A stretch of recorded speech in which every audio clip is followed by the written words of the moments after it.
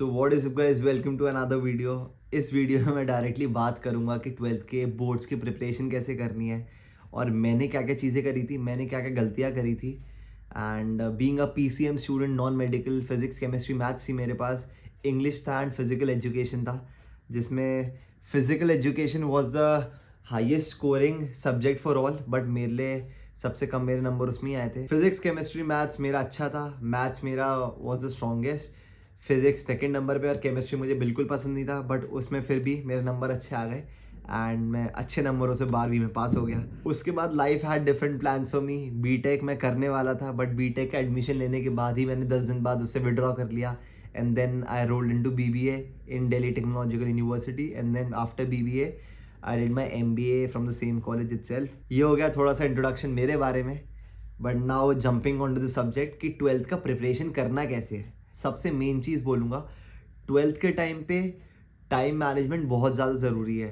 Time management का मतलब है कि आपका प्रॉपर टाइम टेबल होना चाहिए कि आपको कैसे क्या पढ़ना है, कौन से सब्जेक्ट में ज़्यादा काम करना है, कौन सा सब्जेक्ट आपका वीक है, किस में आपको प्रैक्टिस ज़्यादा करनी है।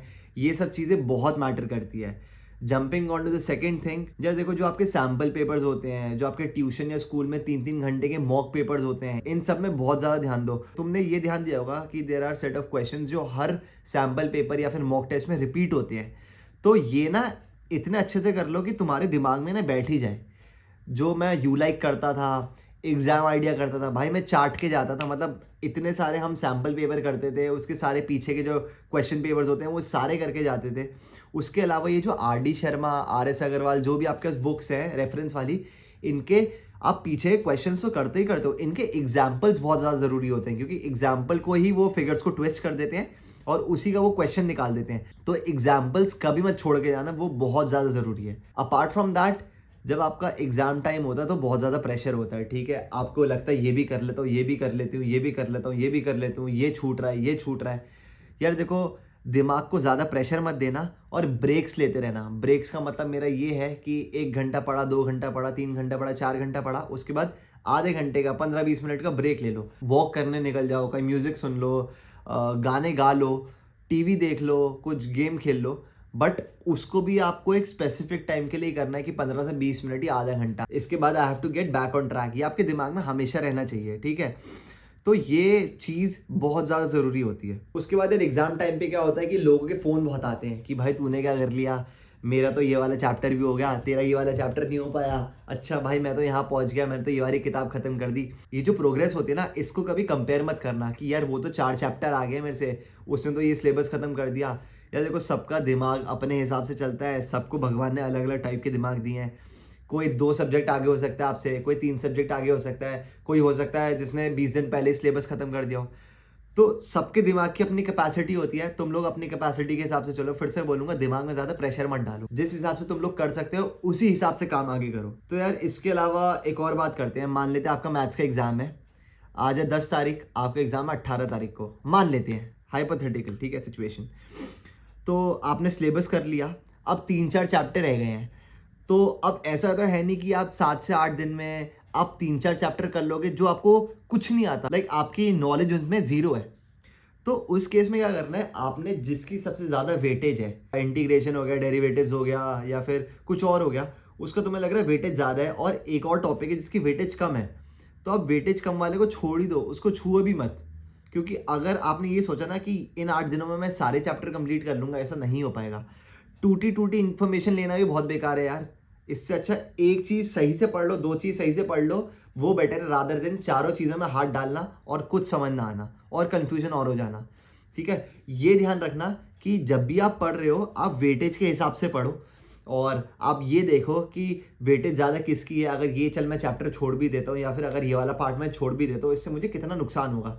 तो ये ध्यान रखना भाई, ये बहुत ज़्यादा ज़रूरी होता है। हमें ऐसा लगता है यार एग्जाम में सब कुछ कर लेते हैं, ये भी कर लेते हैं, वो कर लेते हैं, यार इतना दिमाग नहीं चलेगा आपका। एट द एंड आपको दिक्कत होगी, कंफ्यूजन होगा।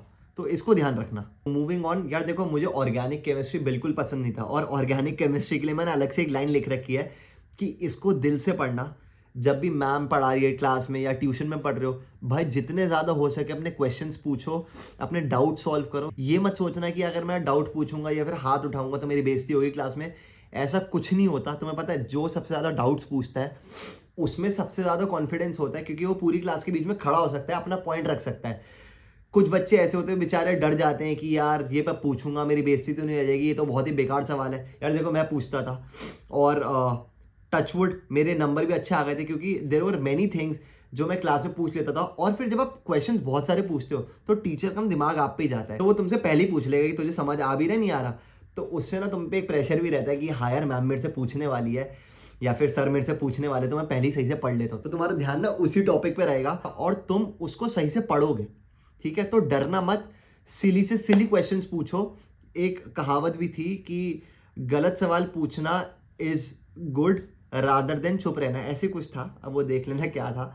बट सवाल करते रहो, इस पे कभी पीछे मत हटना, ठीक है। या ट्राई करना कि आप चीज़ें रटो नहीं। जहाँ पर रटना बहुत ही ज़्यादा ज़रूरी है कि तुम्हें लग रहा है ये तुम्हारे दिमाग से निकल ही जाएगा, वहाँ रट लेना। अभी मैं तुम्हें रटने का एग्जाम्पल भी दूंगा, बट ट्राई करना जो भी पढ़ो दिल से पढ़ो, रटो मत। जहाँ रटा और तुम्हारे दिमाग से एक दो लाइन पहले की स्किप हो गई, आगे का सब स्किप हो जाएगा।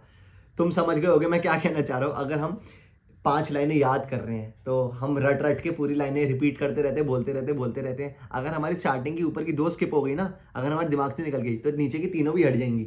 तो इन चीज़ों में मत आओ। So now I give you an example कि मैंने जो हमारी पीरियोडिक टेबल थी वो कैसे याद करी। तो भाई जैसे पीरियोडिक टेबल है, ठीक है, अब इसमें इतने सारे एलिमेंट्स हैं, अब इसको याद कैसे करोगे।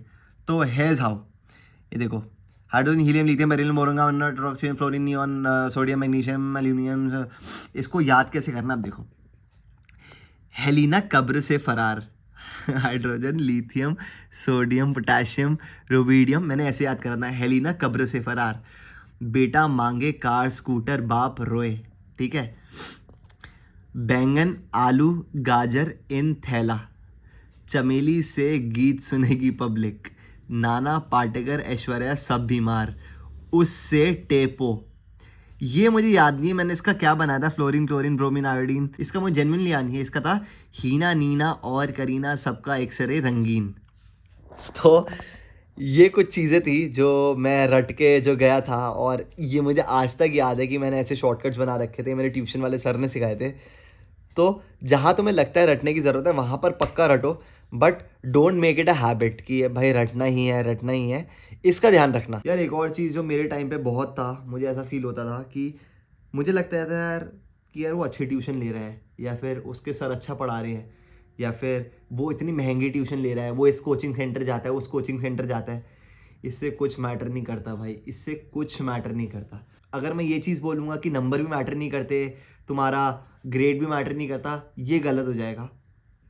बट रियलिटी बताऊँ तो सामने वाला कौन सी ट्यूशन जा रहा है उससे कुछ मैटर नहीं करता, दिमाग अपना ही है। एट द एंड जितनी मेहनत वो करेगा वही रंग लाएगी।